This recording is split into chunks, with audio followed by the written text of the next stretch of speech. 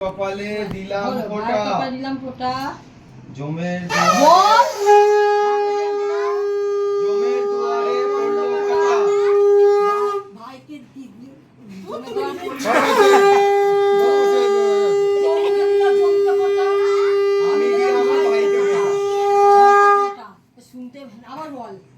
আরেকবার আরে দুবার বলো ভাইয়ের কপালে শুনতে পারছে না ফোঁটা বলো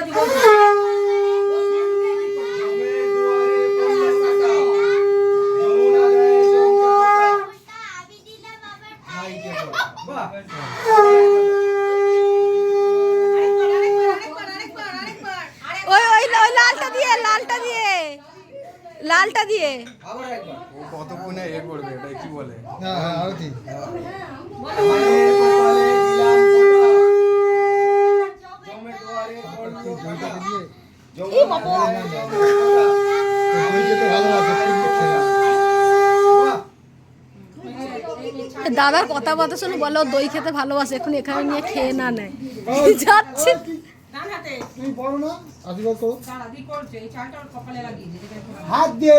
মাথা ও এখন হবে আচ্ছা শেষ হয়নি দাদা দিন লালটা এই দাঁড়া এদিকে আয় লালটা নে এই লালটা নিয়ে দি লাগিয়ে দে লালটা নিয়ে একটু লাগিয়ে দে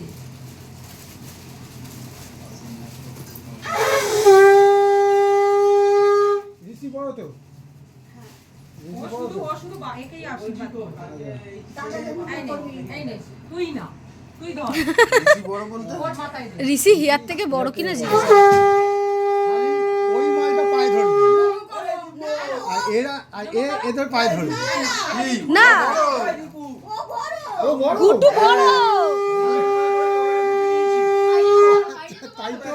ঠিক আছে হয়ে গেছে ব্যাস আশীর্বাদ করবি করেছে